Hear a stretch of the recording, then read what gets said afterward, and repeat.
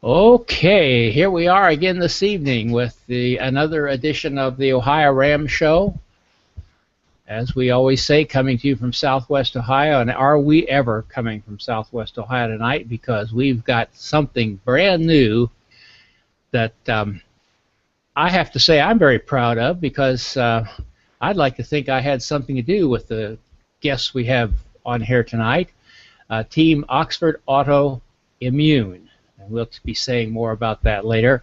But we are sponsored by the two time stations here in the southwest part of Ohio for the Race Across America.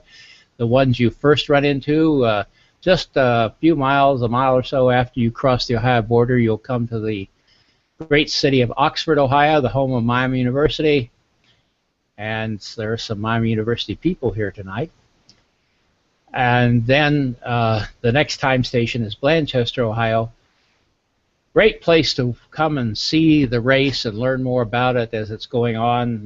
This year, the race is again in June. We always have it over the equinox, so we have about as much sunlight as we can possibly get for the race.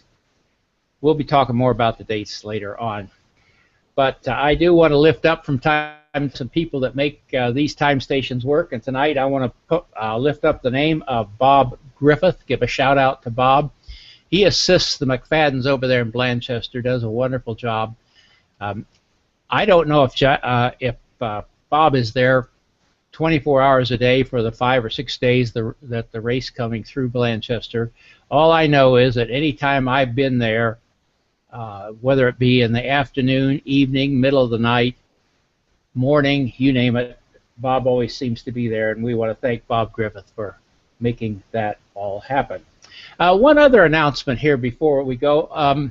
We had quite a dramatic scientific accomplishment yesterday when the Rosetta spaceship and the Philae lander landed on the comet. What was the name of the comet? I forget.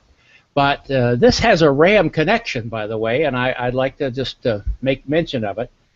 Shoshana Pillinger, who raced as a solo woman last year. She didn't get it completed because she fell and broke her clavicle, and she's recovering nicely. She's starting to move again. But Shoshana typed up the proposal that was submitted to start this mission. Her father, Colin Pillinger, both of them from the United Kingdom, is quite a well-known astronomer, and he was the one who conceived the idea. And I was listening to the BBC yesterday afternoon as they were talking about the accomplishments, and was delighted to hear them mention Colin, who passed away in May, just a few days before Shoshana did her ride here in the United States, and of course 6 months before he got to see his dream become a reality. That said, I think we're going to stop any more chit-chat, and we're going to go back here to Oxford, Ohio, and Lisa Bronkhorst, who is one of the great supporters of the time station there in Oxford, is with us, and we have something very new in a team that is going to be based in Oxford. How are you doing this evening, Lisa? We're doing great. We're having way too much fun, as usual. Yeah, I wasn't sure. Normally I don't turn mics off when I start the show, but I decided I better do it in this case. Censorship! There was so much chatter going on back there, I thought I'd just kill that for the time being. It was Dustin. So forth. Well, you have a team, and before we get into that, I said in the introduction remarks that I thought I had something to do with it. I'd like to think, Lisa, that if it weren't for me, you wouldn't have a team. And here's my chain of events. I was the person who wrote this long, involved email to the Bothlings saying the route ought to be moved and come through Oxford, Ohio. And when it came through Oxford, Ohio, Lisa latched onto it and became involved in the time station. She was really a hard worker there, and they began dreaming about having a team, and now you have one. Yes. So you have most of them here around you, and then there's one over there in New York somewhere. Why don't you introduce each team member and have them step up here a little closer when you do, and tell about themselves. Well, tell about yourself first, Lisa. Okay. Yeah, I started cycling 6 years ago for the first time in about 40 or so years, to try to get in shape. And at the same time, I met you at the RAM station and sat there, and I met so many amazing people that I thought, well, maybe I can do this if I get a strong enough team around me. And I've gotten a strong enough team around me, so there are enough other crazy people in Oxford. Everybody here either went to Miami or graduated from Miami or teaches at Miami. And so we've all been at the time station, and we've all decided to do it. So probably the first one I grabbed was Nelson Gaker. Okay, He's Nelson. a Miami student. Tell me about yourself, Nelson. My name is Nelson Gaker. I'm a senior at Miami University. I'm studying vocal performance. He's going to serenade us on the route. And then when there are any troubles, I will wash them away with song. But I'm 23 years old. I started cycling when I was 14. And my first cycling experience was a pack tour in Wisconsin, the Wisconsin cycling camp. And that's where I met a fellow named Bob Cash, who I believe he's done 14 RAAMs now, finished them. So he kind of sparked my interest in it. And now I'm primarily racing road and cyclocross. But it's always been a dream of mine to do a RAAM, so this was a perfect opportunity for me. And did you have a chance to meet Lon Haldeman or Sue? Yeah, I met Lon, and I met Pete. Panceris? Yeah, Pete Panceris. Yeah. Yeah. So they sparked. I mean, because I started training for the cycling camp, so I probably rode 10 times before I went on the camp, and then they really sparked my interest for cycling and race across America. Okay. So let's go on to the next team member you have there. This is Dustin Wida. Hi. Hi, I'm Dustin. So, where did I start biking? Dad got me a Huffy when I was 5 or however old you are when you get your first bike with training wheels, and I said, Dad, I don't like these, so I took a hammer and I took them off. And Mom yelled at me because I broke the training wheels. I couldn't get the brackets off, I'm told. I just broke the plastic, so I rode with the little metal outriggers. But that's when I started biking, and I don't race. I don't do any races. I did triathlons, but And an Ironman. I did one Ironman, and I don't know. I just like to ride my bike. I'm not really into the Peloton racing, all that stuff. I like mountain biking too. So. And he's an architect and teaches at Miami. I'm an architect. I teach architecture at Miami. So I have a busy schedule doing the teaching and working life and biking many hours. And he's slightly nuts, so he said yes. Well, Yeah. I was going to say, I've already figured out, without going too much farther, that he's the clown of the group here. I don't know. Look at Ian's hair. We haven't got to meet Ian yet, but he's pretty clown-like. Yes, Oh, Ian. that is kind of interesting hair. It's gonna be even longer in June. Well, while we've got Ian's picture up there, Lisa, you're going to introduce him to us? I think Ian can handle it. This is Ian Kramer. Yeah. Hello. I'm a athletic trainer. I work, and I'm speaking to you right now from Alfred, New York. I work for Alfred University, and I've been here for a couple months now.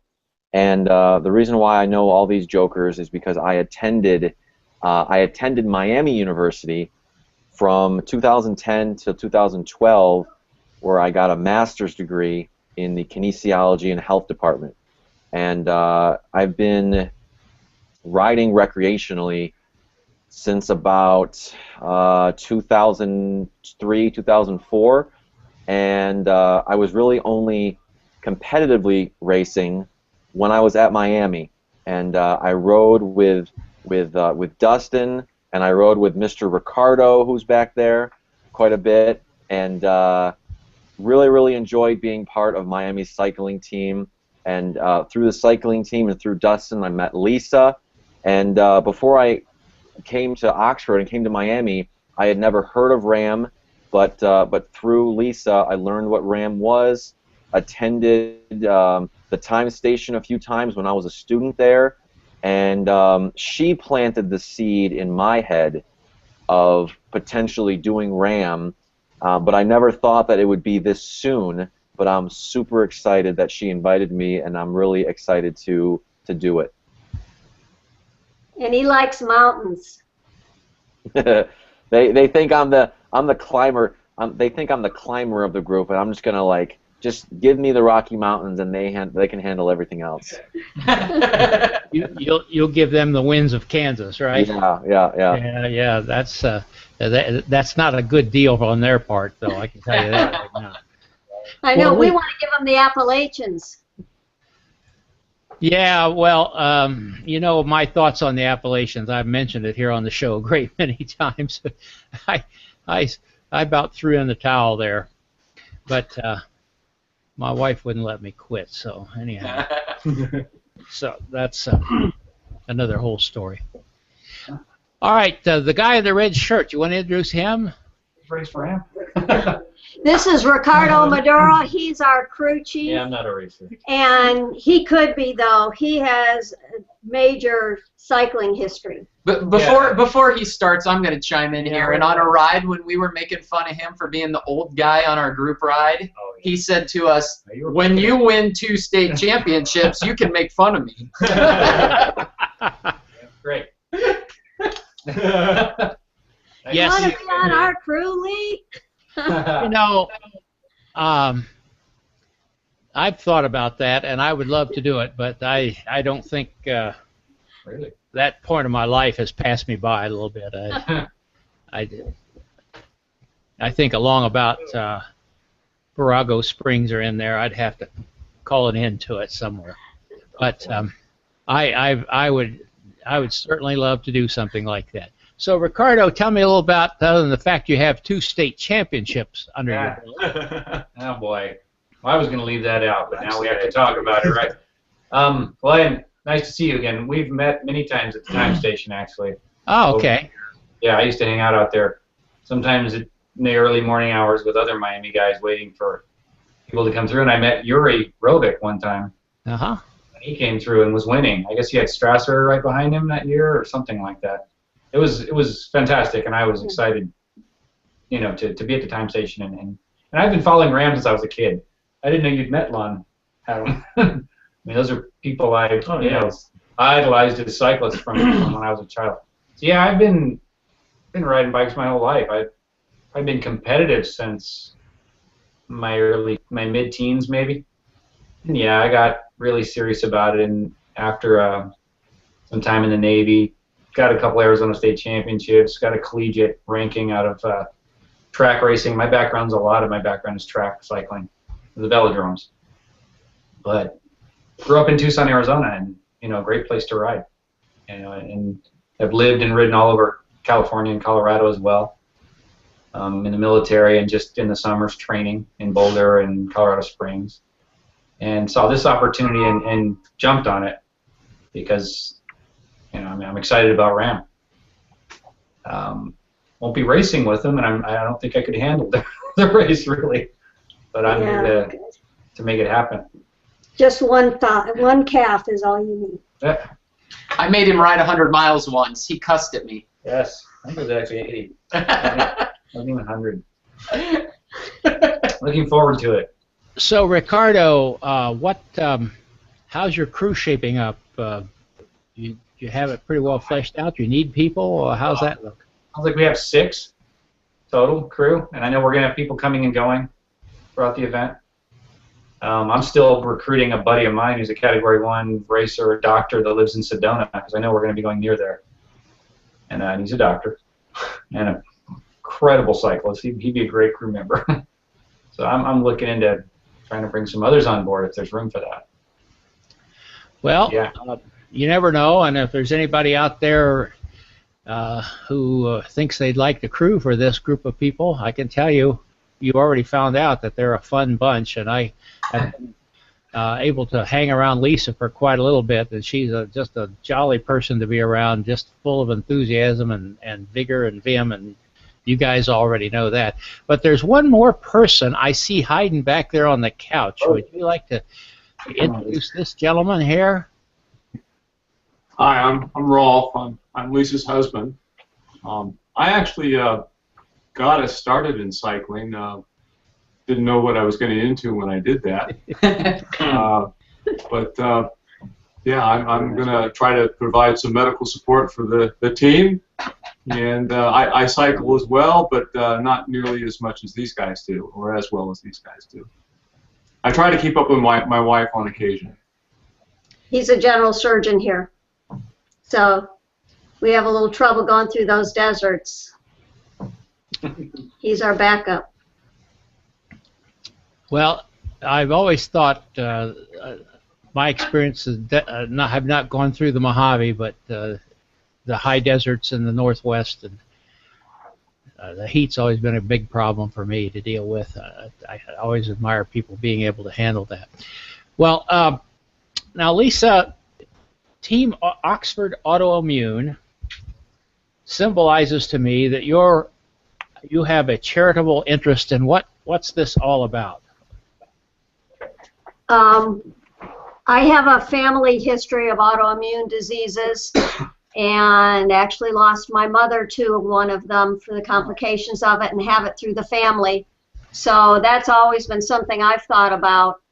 And I presented it to these guys to say, is this satisfactory to everybody? And they agreed. And as we've picked up crew members and part of our support team here in Oxford, we actually already have found out that we have 4 crew support people that have autoimmune diseases. So our charity is the American Autoimmune Related Diseases Association. Autoimmune diseases are a number of diseases that attack a number of body systems where the immune system overreacts and actually starts attacking your own body. So it depends on the system. It can be multiple sclerosis, myasthenia gravis, type 1 diabetes, juvenile diabetes, Crohn's disorders, psoriasis, rheumatoid arthritis, lupus. There are just a whole host. It's actually the #2 chronic disease in the United States. But funding for it is actually, the NIH funding for it is less than 3%, basic autoimmune research. So I think there are a lot of diseases that it's an exciting time that they're looking into. And I think that the immune system research that's being done will also tie into our ability to fight cancer when it's all said and done. So that's our charity, is American Autoimmune Related Disease Association. And we will, as of January, have a link to from our Facebook page for Oxford Autoimmune. There'll be a link to ARDA, so that people who wish to give to our charity know that the money won't go through us, it'll all go to charity. And they'll have the ability to link it to our team. So we'll be able to have a running count during the race. They've told me that we'll be able to check in every day and see what our numbers are. So that'll help us about 3 o'clock in the morning when it's dark and windy and hot. Well, Lisa, we are recording this in the middle of November, but it's probably not going to air until the first part of January. So if you can get me that information, I will have on the show notes, which will appear right below here on the website, OhioRAAMshow.com. I'll have show notes. I'll put those links in there and say something about it. I tried to read something about autoimmune ahead of time, and it's kind of interesting. It seems like there's an awful lot of misunderstanding about what autoimmune means, or what the the concept is, I guess it's been confused with AIDS. It's been confused with cancer, as I was reading. Is that an issue?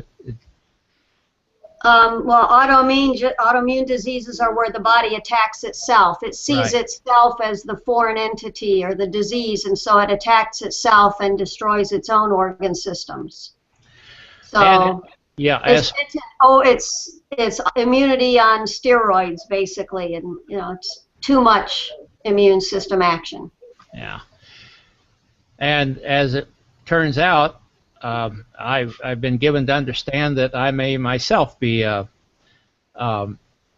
person who suffers from an autoimmune sarcoidosis. Some people say yes, some people say no, but fortunately it hasn't been a major thing to me, except it slowed me down a good bit.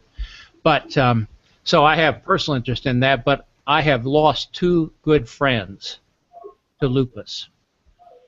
And so I'm fairly aware of that as something that is not very pleasant to deal with.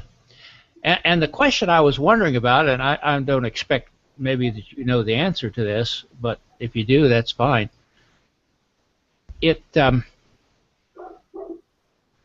Could it be that if we crack the nut on the whole issue of autoimmunity, it might crack the nut on a whole bunch of diseases?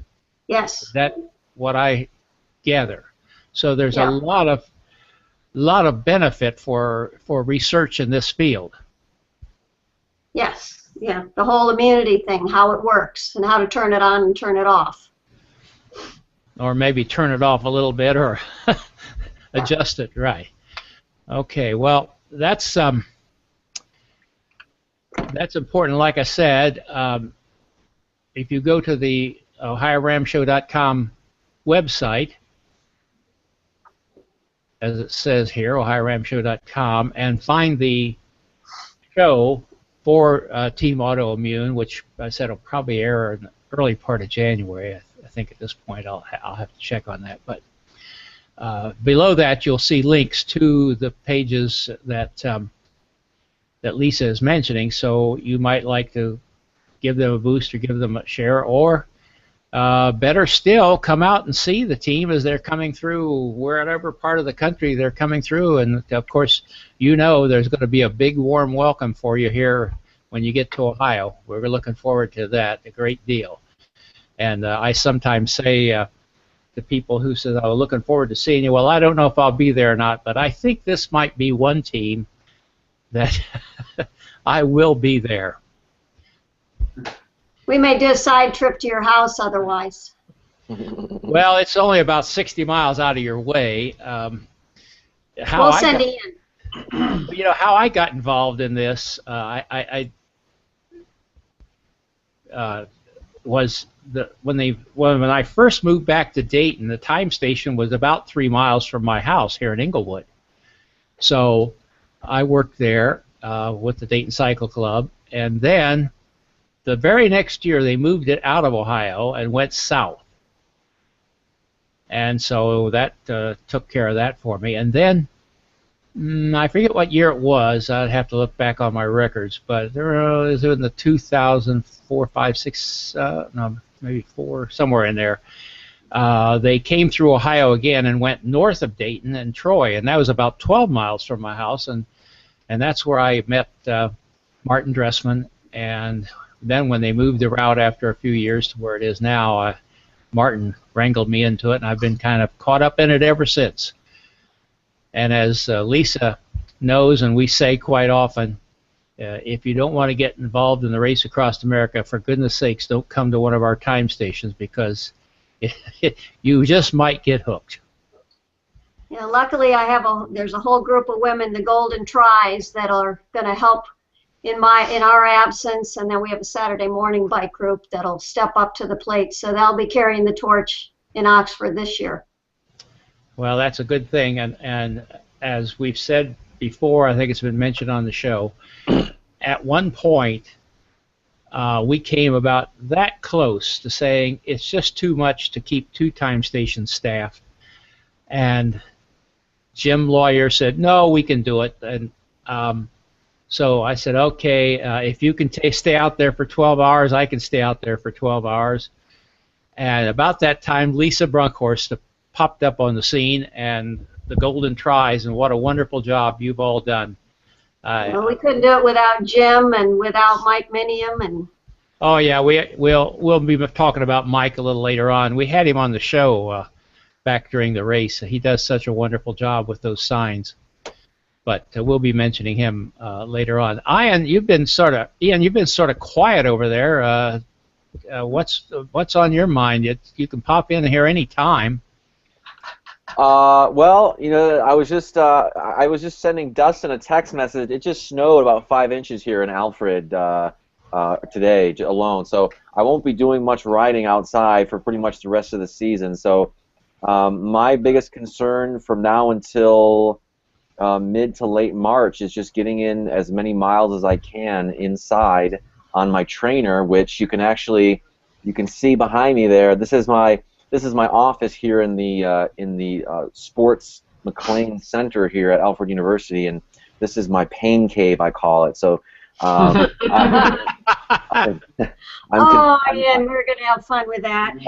I'm consulting with Dustin quite a bit. Dustin is sort of my inter-team competition where we text each other what we're doing on a daily basis in terms of workouts, in terms of lifting weights, and yeah, that's the biggest challenge is just to get in the miles in the winter, and then in the spring is get out as much as I can and put in miles. You're kind of of plant-based cyclist too. Yeah, that's his name he uses there. I'm not sure what that means, but so plant-based. I mean, so I have a YouTube channel, Plant-Based Cyclist. My diet is 100% vegan, high carb, low fat. Thanks, Dustin. Except when I'm over at Dustin's house. But basically, I get the majority of my calories, the vast majority of my calories from whole plant foods. So and very, very, very little ice cream. So I'll be powering. I'll be powering myself through the country with a mostly plant-based diet when we're doing RAM as well in June. Watermelons is key. I see bacon burgers in his future. There's no nutrition in watermelons. Are you kidding me? Water, hydration, sugars, energy, and potassium. Tons of potassium. Watermelon gets me through a summers over and over again on that bike. I'm telling you. Not a great watermelon fan, but well, hey, listen, you're up there, Ian, in that snow belt, aren't you? Yeah, so lake effect, this kind of in the southern tier in New York comes right off of Lake Erie mostly, but where I grew up closer to Syracuse, New York, is right in the snow belt, and I think Syracuse, New York was recently named the snowiest city in the continental 48 states. So definitely no stranger to snow, and it's going to be nearly impossible to get out and ride in the months of December, January, and February. Well, I went to school in South Bend, Indiana, so I know what snow belt is. Yes, that's where I grew up. It is, yeah. Anyhow, I think I knew that. I don't know why, but I think I knew that. I thought you were a California girl, but for a while. You worked there for a while. Well, listen, I want to wish all of you the very best. This is you're all rookies in this, and that's going to be a learning experience. So, and I hope that you'll be able to do some good in this whole autoimmune thing because of my own personal interest in it, and like I said, Lisa has a personal interest as well. So, we appreciate you guys being here. Let's just start with Ian over here and say goodbye to him. And have any final thoughts before we wind this up, Ian? Nope. Final thought would be I'm looking forward to visiting these guys in over Christmas break when I have a little bit of free time, and we're gonna go over some final details, and it'll be nice to catch up with them. Very good. And Nelson, any final words from you? I just have to say I'm excited to have one of my biggest dreams come true, and I'm excited for the challenge that we're gonna face. And I have a good group of people to do it with, so I'm happy about that. How about you, Dustin? Thank you for being here. My thoughts. Well, first of all, facebook.com/OA.RAM. That's our Facebook site. So if anybody made it past 25 minutes, they got our website plugged, so they can visit us. Yep. And I just like to ride my bike, man. 800 some miles in a week? That sounds like a good time. Why have one cookie like you need a whole dozen, right? So. Yeah. You caused me to lose my train of thought. I will have. You ought to see what I do to the ladies. They get all flustered. So flustered they leave. I just wanted to say that we'll have your link to your Facebook page down here below my chin on the show notes and the website. If you're watching on the OhioRAAMshow.com site, if you're on YouTube, you'll have to go to OhioRAAMshow.com and follow it there. So, Nelson, or I mean Ricardo, what would you like to tell us before we check out here? The event's coming at us like a freight train. There's a lot to do, and we need to get to work. But I'm excited about it as well. And Lisa, yeah, thank you, Nelson. Or I mean Ricardo. Lisa, what? You've been such a great help to all of us. We just appreciate you so much. But we'll give you the last. It's been nothing but fun for me. So yeah, I'm just looking forward to it. I know it's going to be hard, but we really have a great group. We're really looking forward to it. And if there are 2 more people that aren't hitting on all cylinders, we're still looking for 2 more crew. But you have to have a good sense of humor if you want to be on this crew. We may not be the fastest, but we're going to go for the most fun title. Or you could be a massotherapist. Or chiropractor. Well, I want to thank all of you for being here with us this evening. We appreciate it a great deal. And I thank Ian over there. He just, I just got a beep here. It says he added me to the Google Plus circles, and we're glad for that. Always glad to add these people in here. And while we're talking about that, and we wind down here, we just want to say that this is the OhioRAAM show. This is show number 70, I believe. Hey, we're getting up there a little bit. And we appreciate all the support we get. There's so many people that tell us through their likes on Facebook or sharing on Facebook about how much they appreciate the show. If you're on Google Plus watching it there, you can give a like, or I mean a plus, or on YouTube, I think it's called a like there on YouTube. If you follow us on Twitter, well, just retweet it.